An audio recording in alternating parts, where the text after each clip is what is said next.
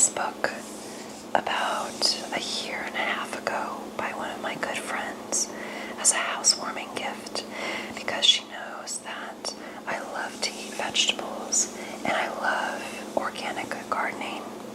So this has been a favorite in my library for quite some time. So I thought that we would flip through it today and I would just talk about some of the different features of this book and why I enjoy it so much. The name of the book is called Grow, Cook, Eat, A Food Lover's Guide to Vegetable Gardening. It includes 50 recipes, plus harvesting and storage tips. It's written by Willie Galloway, and the photographs are by Jim Hinkins.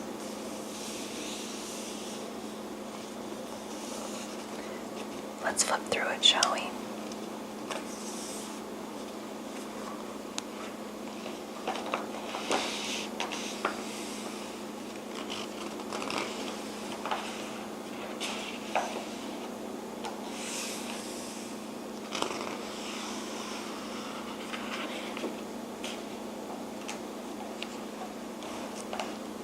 Look at these beautiful photos. Just so simple and effective. This is sage. Very healing.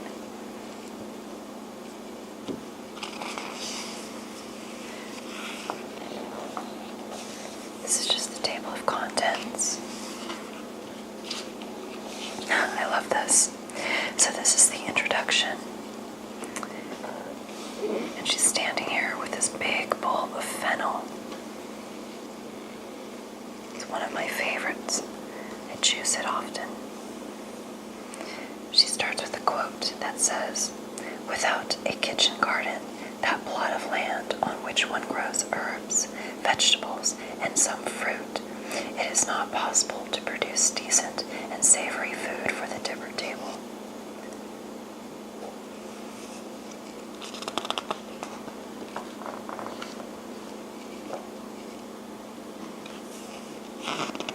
Chapter 1, Gardening Fundamentals.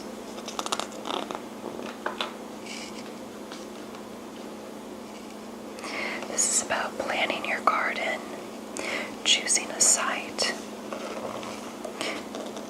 If you need to get rid of lawn, how to do that.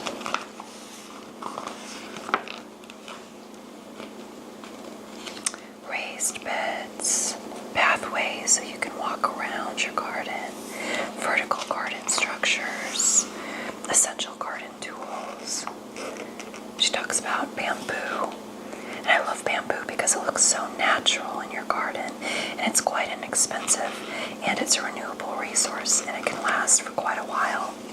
So it's a really great thing to use in your garden to help keep your plants up, particularly peas.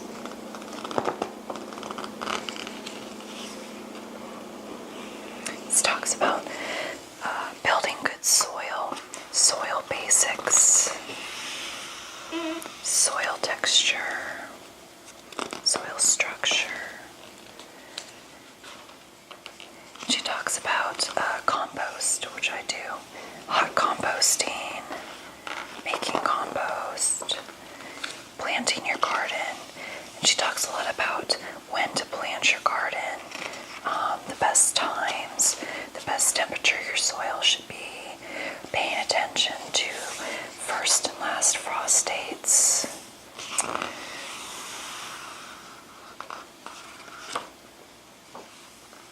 So it's just a little bit more about that, how to sow your seeds.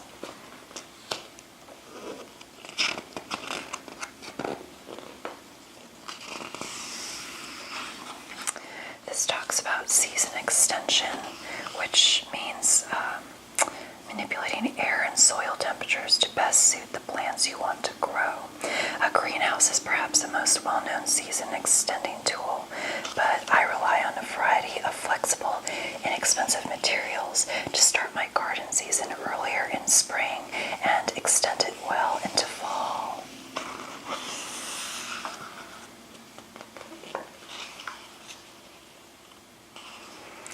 talks about building a hoop house.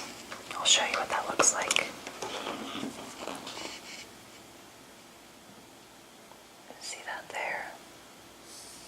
The hoop house.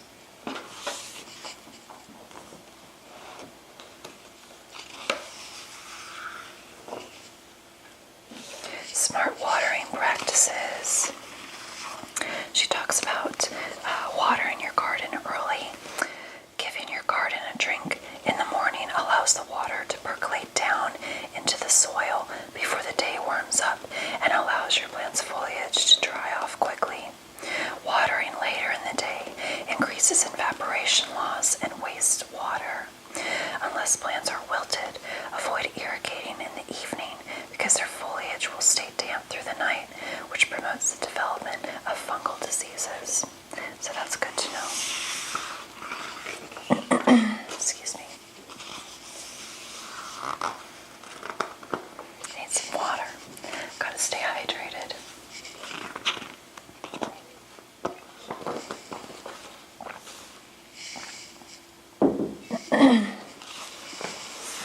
Okay, this is chapter 2, and this explores herbs. Look at that beautiful photo.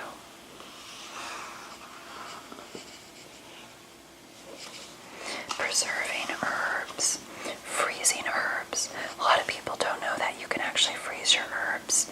I like to use the puree of the herbs in ice cube trays, and I just freeze them.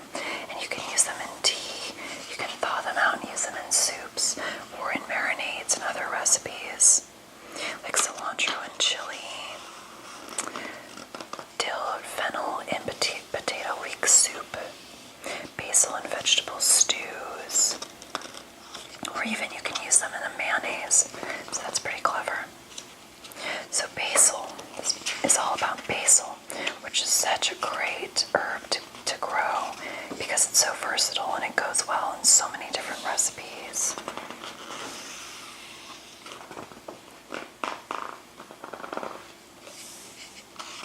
There's a lot of different types of basil. She talks about that. And what I love about this book is once she talks about a particular type of vegetable, she'll then give you some different recipes that use it as a main ingredient. So this, of course, is pesto. And it's quite delicious. It has garlic, pine nuts, of course, basil leaves, Parmesan. I usually leave my cheese out because I don't eat dairy. Extra virgin olive oil and sea salt. I'll show you.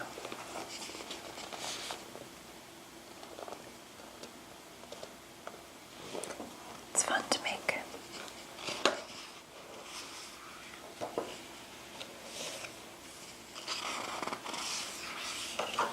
This talks a little bit more about other herbs like chives.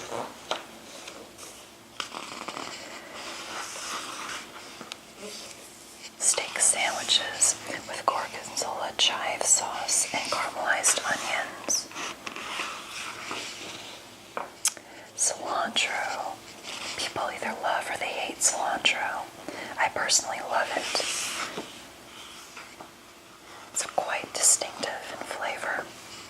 And then she gives a recipe for cilantro marinated chicken. This also has coriander,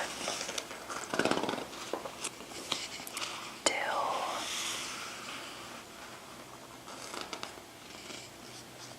pickles.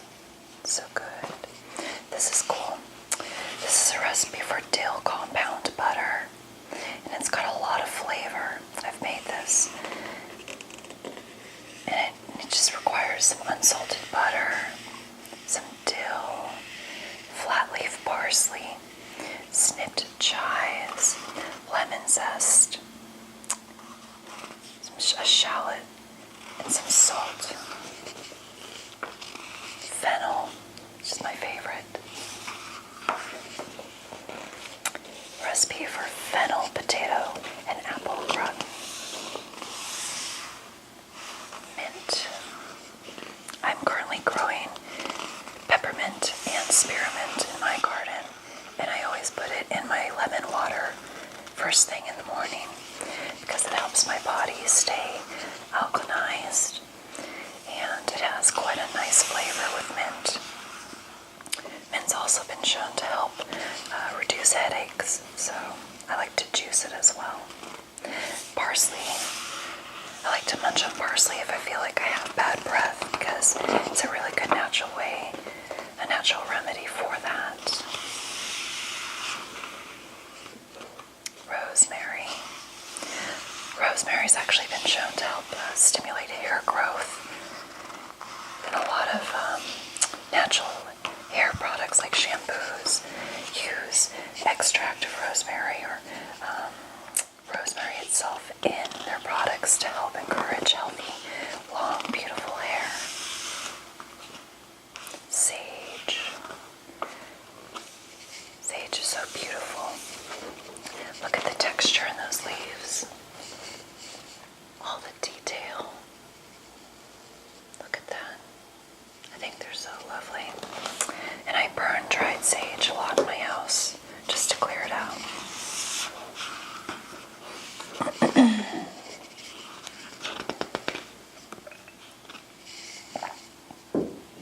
This is for sage infused vinegar.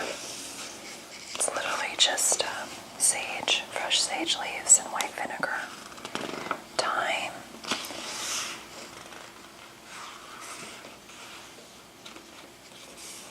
Okay, so chapter 3 is all about greens.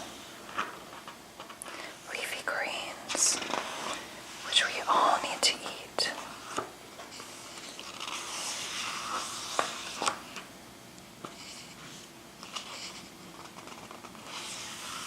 Arugula is another one of my favorites. Oh yeah. This is a recipe for salad, arugula salad with hot bacon dressing. That sounds divine.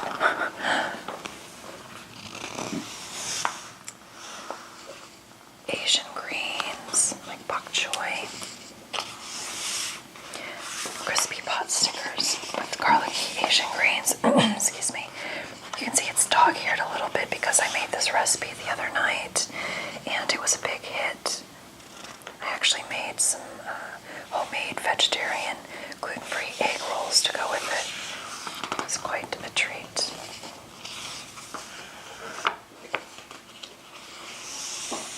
Lemony broccoli rabe.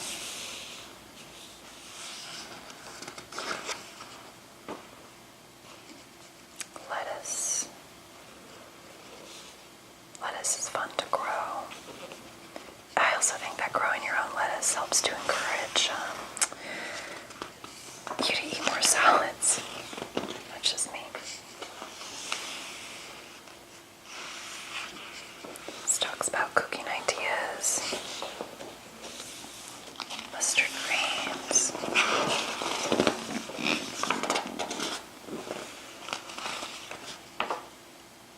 It's pretty.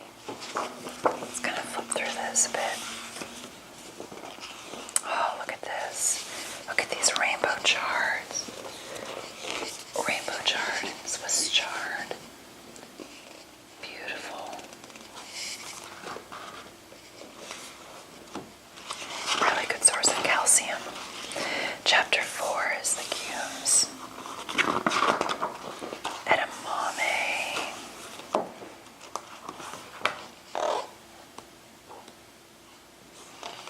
Edamame herb salad.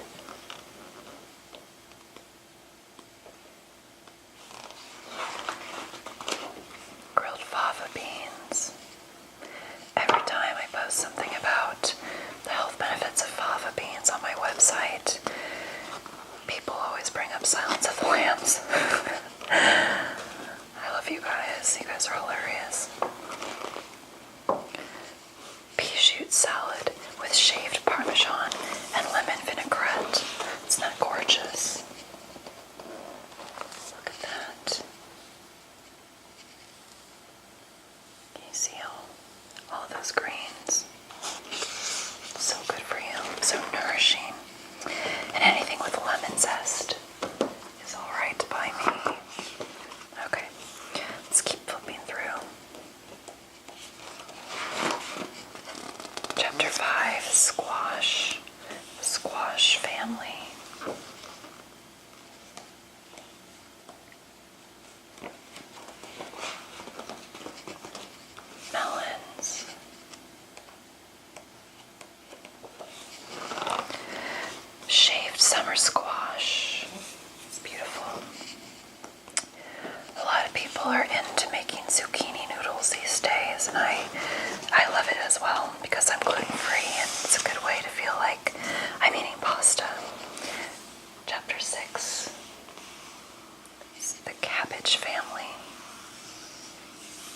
juice cabbage a lot, actually, with apples and pears. It's quite delicious.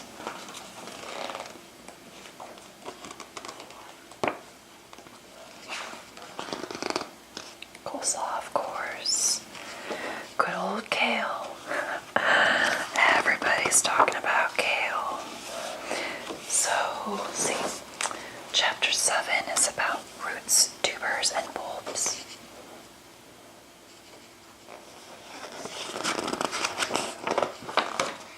Beets.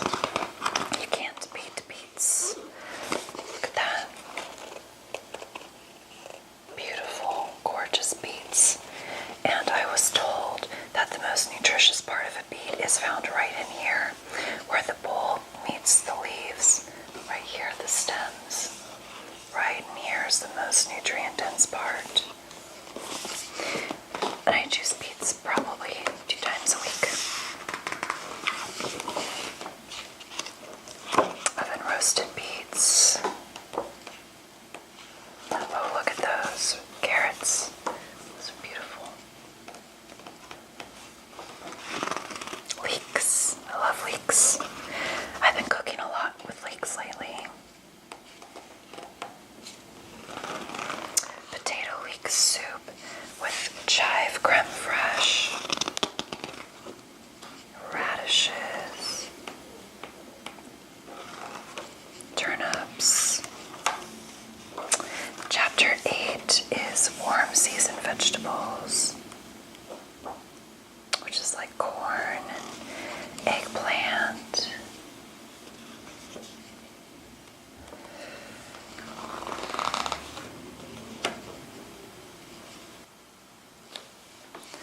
Roasted jalapenos stuffed with goat cheese.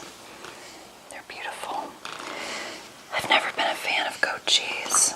I actually don't eat cheese, like I mentioned. I don't eat dairy, but when I did, I just never liked the flavor. It's beautiful.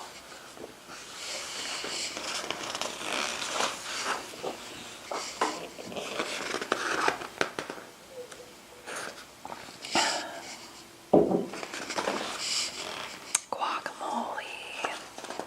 Love that. Beautiful tomatoes. I've tried growing tomatoes, and for some reason, my squirrels take them. And I didn't know squirrels liked tomatoes, but mine do. So they're sneaky little thieves. It's a recipe for a beautiful tomato pasta dish. You could probably use your favorite gluten-free noodles.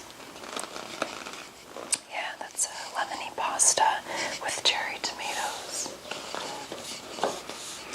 Chapter 9 is about fruit, so it's not all vegetables in here. Blueberries, which are great for promoting brain health, promoting a healthy heart. I always freeze my ripe blueberries so I have them to use in smoothies year-round. Plus, it helps to keep the smoothies chilled when I drink it during the day. Of course, yogurt parfaits, some yogurt, raspberries. This talks about growing and planting them, and raspberry trellises. Pruning your raspberries.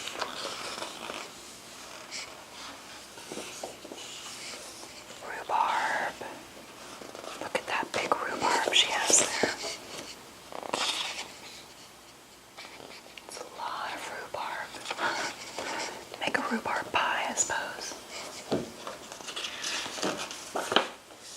Or rhubarb chutney, yeah, that's probably better. Strawberries. Who doesn't love strawberries? I just recently made a strawberry or a apple strawberry butter, and it was to die for. And this is very attractive to me. Strawberry basil ice cream. And see, I would add a little bit of coconut oil or coconut milk to that. And I think it would taste delicious. Delicious, delicious. Okay, so we've kind of come to the end of our book here. This is some resources, just different websites to give you some more information. Let's see, glossary, just some different terms.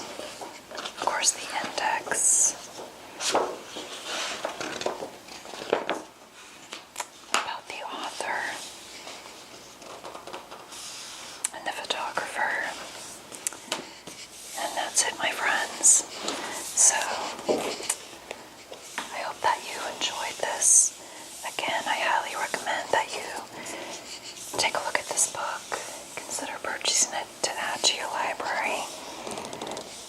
It's called, again, Grow, Cook, and Eat. And I know that you will love it as much as I do. Thanks for watching. And as always, have a happy and healthy day.